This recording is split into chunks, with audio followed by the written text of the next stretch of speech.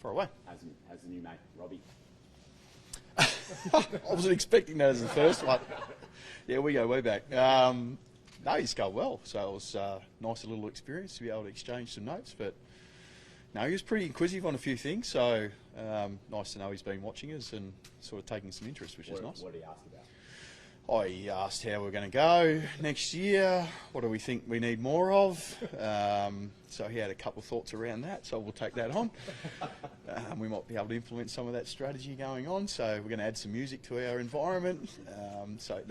It was a great experience, and I think sort of speaks to the energy that was built at the back end of last year, and to have people like that have sort of coming on and supporting us the way that they have sort of just probably added to that excitement. What's your overwhelming emotion coming back, sort of day one with the players back? How do you feel about the upcoming season? Energised.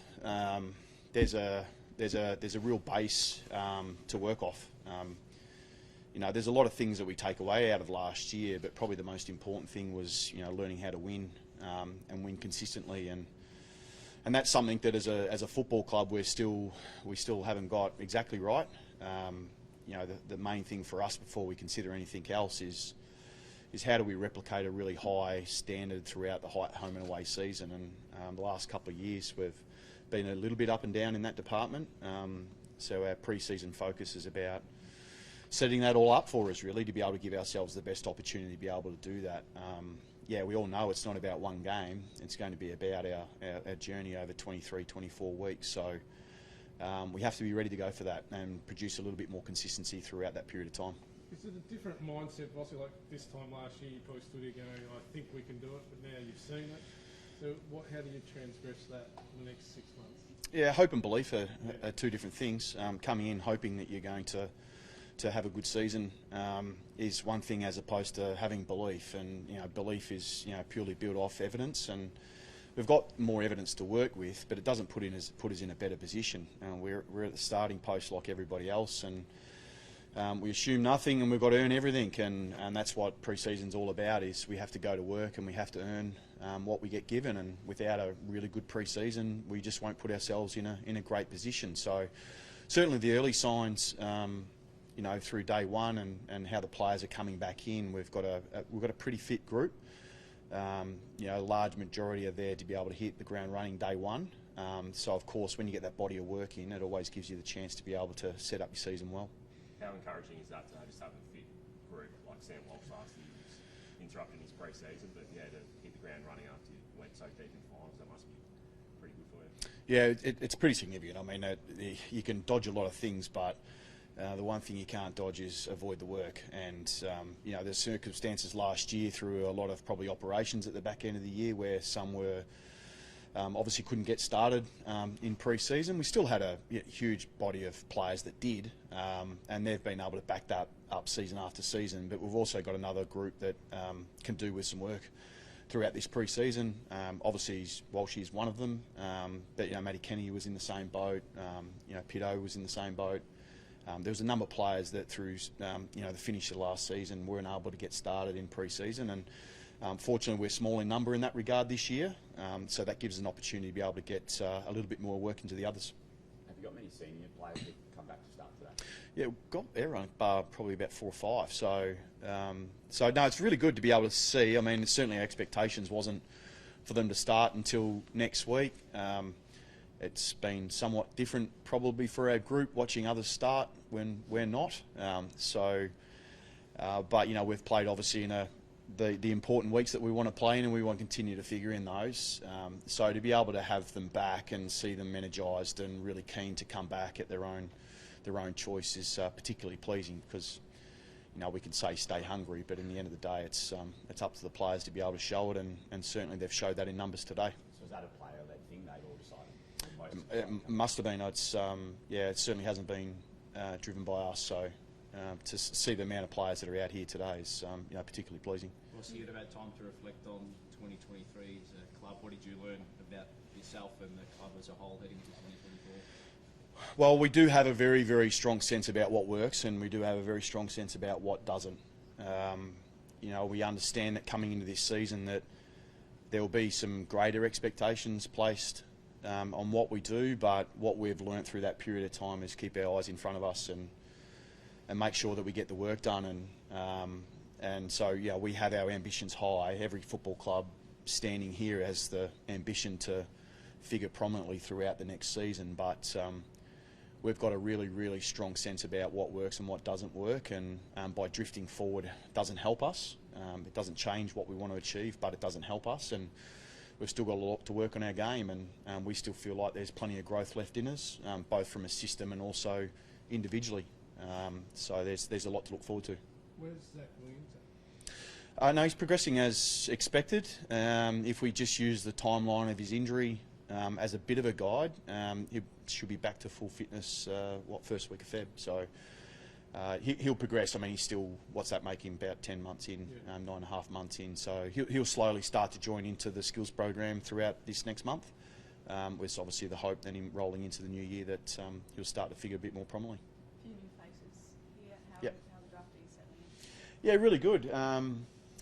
They were that excited. They came in Friday and they were absolutely popping. You know, they were asking when they could run and get the ball work out, and we sort of said, mate, just cool your jets for a couple more days. So they were just that excited, and it just brings that real natural energy into the room. And we've all been in that same situation where there's this real sense of anticipation and real nerves coming into the group for the first time. But the one thing I've learned about this group and this football club is extremely welcoming and extremely supportive, and they'll get a great environment to be able to work in, and they've got a good, strong leadership base around them now that has built some standards over time, and that just gives you the best opportunity. That's all it does. And you know, obviously we've had Elijah and also Razio is coming into that as well. So pleased that they'll be out there doing our training pre-Christmas as well. How's the club sort of handled Elijah's situation, obviously not being available for the first couple of weeks of the season? Well, the one thing that I said, and he was keen to do, is he gets a fresh set of eyes, and he gets a fresh environment, he gets a fresh set of eyes, and he's stated this himself. He just wants to go out there and prove himself through the work he brings, and that's all we've asked him to do, and that's what we're going to afford him at the same time. Is he gets that fresh set of eyes. What he does and how he behaves will be how he gets treated here, and he's prepared to put in the hard work. He is a hard worker. And he'll mesh in really well with the group, and he's got an added advantage having a brother here, which certainly helps. But we're just rapt to have him here, be able to have the family here as well, and we'll sort of continue that little family tradition amongst the team. What's the realistic expectation with Raz? And do you have a special plan, sort of medically and strength and conditioning wise for him? It's been a struggle for him. Yeah, we took it on in the hope, obviously, we could. Obviously help in that regard, but we also understood where it's at, and clearly we feel like we can have an impact in getting him out there. With his talent sort of speaks for itself, and he understands what's ahead of him. He understands that that position that he's going for is going to have some genuine competition. So the squad approach we had throughout last year will continue. So to me, it just adds to that real squad mentality, and and that's what it takes to get through a 23, 24-week season, as we've seen that you need to bat deep, and so to be able to add even more talent in that part of the ground was pretty important to us. So is he fit right now? Yeah, he is. Yeah. So we'll he's completely fine to go. We're sort of taking a steady approach with him though. So he'll come in and out of training to start off with pre-Christmas, but it's not through anything that he's got. We just make sure that we build him back up and make sure we build him up properly. Looks like there's a few fans down there that come down first day of pre-season. What does it feel like to have that support there already? Yeah, it's the Carlton Army. It's just we were sort of swept up in it as well. Just the energy and excitement that it brought, and I think one of the most pleasing things for us at the back end of the year was just to sort of see the smiles and the joy on our supporters, and just how proud they were of the way that we were playing, and obviously the way we were able to see out games, and we want to continue to play to that, and we want to obviously play in a way that they're really proud of us, and our whole environment is about elevating others, and it's not just about our players, but it's also back to our supporters and supporters back to us. So they've certainly been able to do that over the last little period of time, and we obviously want to continue to embrace that, especially when we talk about families and just being able to see the kids and the generational change and impact that you're having. It's just that small little bit of extra motivation that you have coming through this period of time when no one's watching. Jordan Russell's been an addition to the coaching ranks as well. What's he going to add, and what's he going to bring to the coaching ranks that might be different compared to your first 2 years? Yeah, well, he's. I mean, obviously Ash had a fair bit on his plate and portfolio. I think it's the small little bits of luxury that we're being added into the soft cap has given us a bit more space to put the resources around our playing group.